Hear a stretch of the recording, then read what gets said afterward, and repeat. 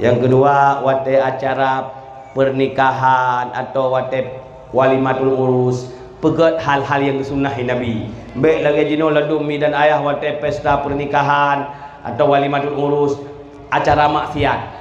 Pesta sapukun na yung pit sabe na baru mau hurung kawin, na yung peh bate baru mau hurung kawin, na yung pip ganja baru mau hurung kawin, na oleh pormo sedia ganja mengeduangon, na yung ladum dan ayah hurung syubandum wate na hurung kawin penuh keyboard, atau bak peranci huragam idang urinang, bak peranci hurinang idang uragam supaya hemat bu. Ayang hematkan duri kang udang balik. Abang uragam punya urinang dah kan sok-sok haik.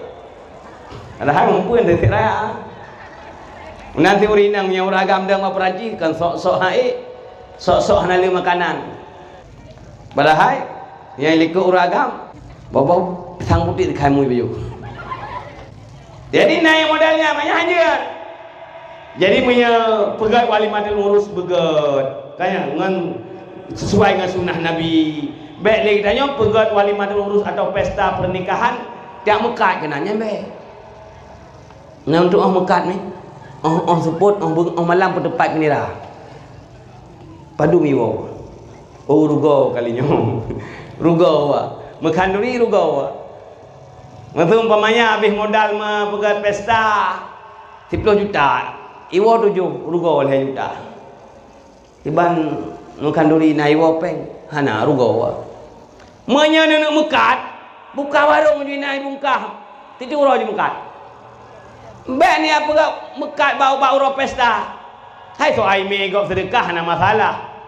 Tetapi baik tanit pegat pesta perkawinan adik saya untuk mitala laba sehingga yang kaya-kaya taundang hingga tinggal-tinggal ada undang.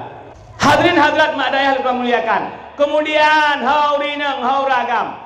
Ya, wate proses pembuatan begot sesuai dengan sunnah Nabi.